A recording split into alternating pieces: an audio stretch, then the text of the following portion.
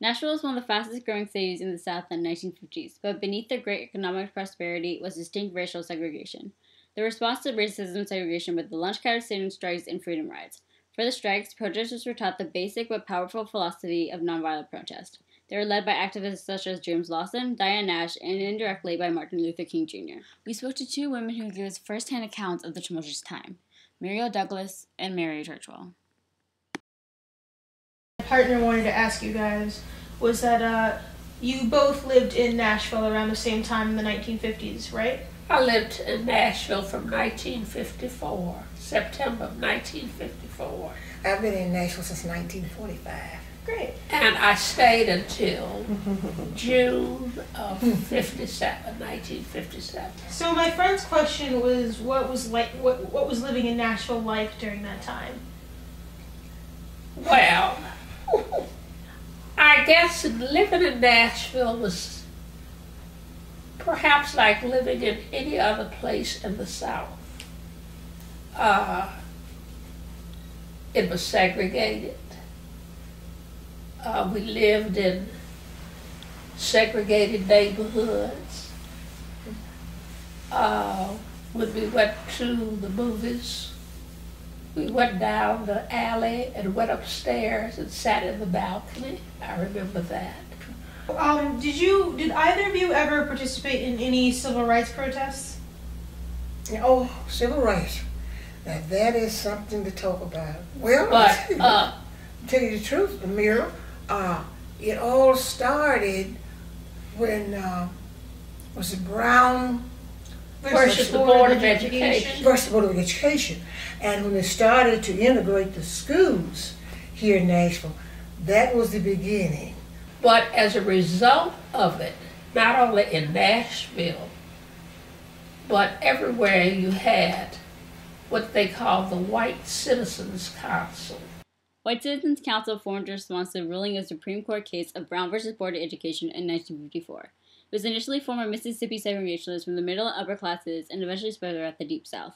Martin Luther King Jr. compared them to a modern Ku Klux Klan due to their use of violence and intimidation to oppose the civil rights movements. They bombed segregationist houses, hung one in effigy, and other acts of terror. And when they finally said, okay,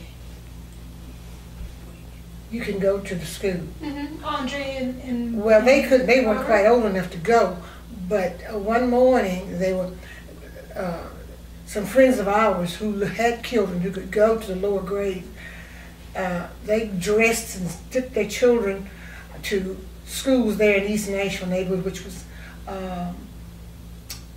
Hattie Cotton, Glenn, and there were folk outside just heckling them and carrying on and throwing things at them, but they kept going.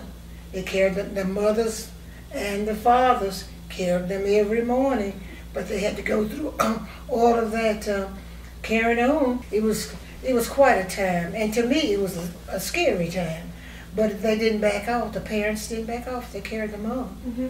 And then we had this man who came to Nashville, and he was going to help the guys who were trying to stop the integration, but he kept going around trying to get the white parents to be at the school every morning, to heckle and carry on and throw things and at the children. And one morning, I was still asleep, and I heard this awful sound in East Nashville. I lived on North 9th. I live on North 9th now, but I was farther up. We were at some rental property. And so almost jarred me out of bed. And this man had encouraged those folks to bomb an elementary school. And it was called Hattie Cotton. And they just tore that place up. It was a sad situation to take. It was the Hattie Cotton bombing that caused many students from Fisk and TSU to participate in nonviolent protests in Nashville.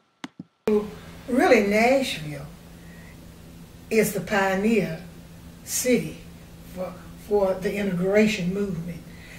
It started, somewhere in Carolina they were doing something, but Nashville, the biggest, and they'll say today, the greatest movement started right here. With the events leading up to the big protests like that, do you remember the atmosphere in the community? Well, it was, I'll tell you the truth, it was a shaky time.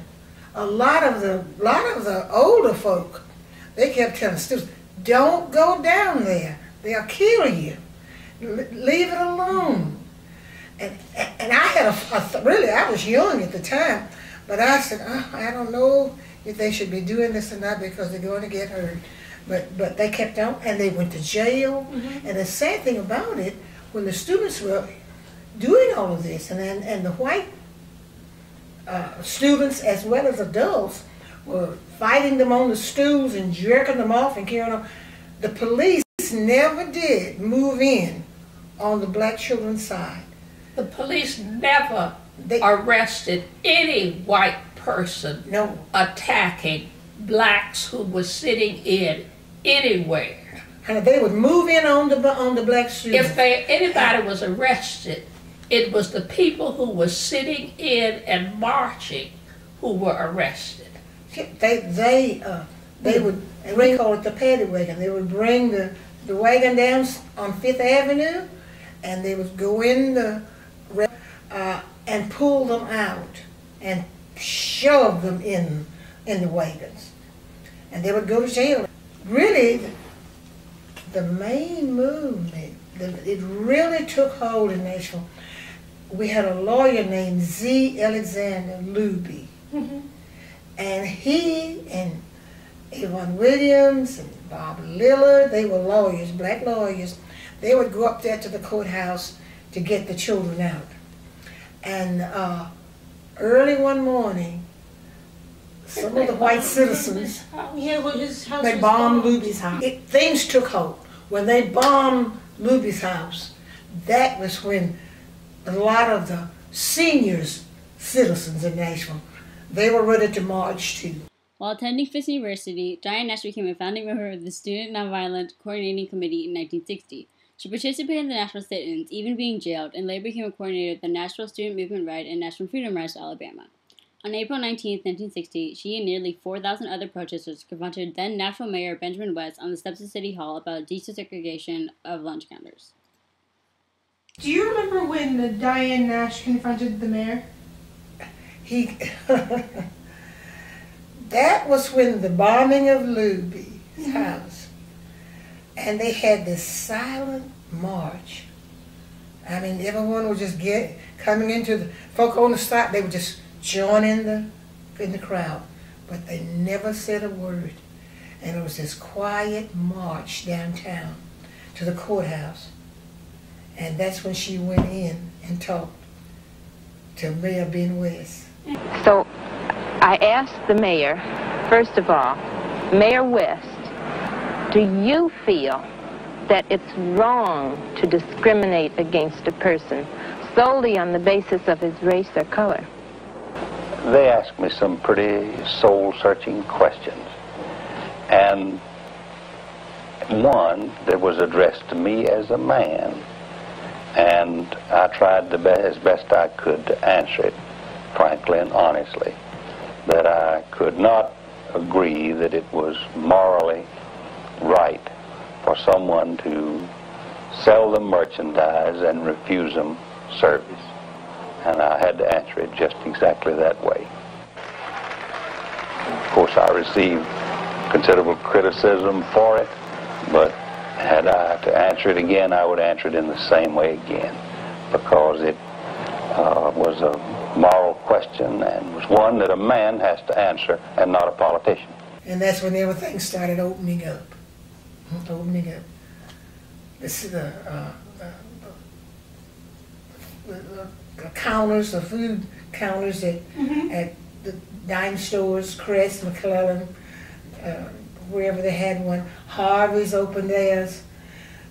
They had called the carousel room, and there was King Sloan. Right. And they started opening. And from that day forward, that was the break in the civil rights movement here in Nashville. King stated in a speech at Fisk University a day after Nash's confrontation with Mayor West I came to Nashville not to bring inspiration, but to gain inspiration from the great movement that is taking place in this community. Nashville Public Places were desegregated sooner than all other southern cities.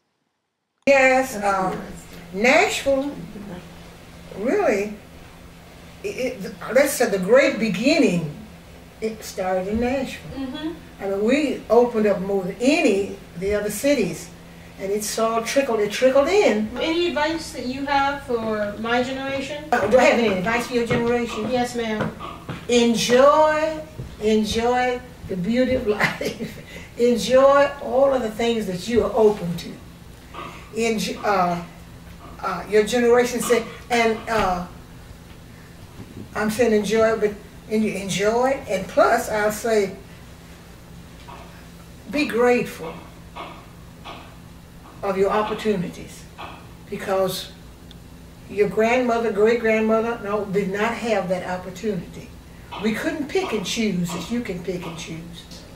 And Grandma, any advice? Yeah, because you know. Any advice I would give you? Yes, ma'am. Or my generation, I mean. Oh, I think if your generation just keeps on doing what it's doing, the people that I know in your generation, like you, I think you're doing a good job. Get off this.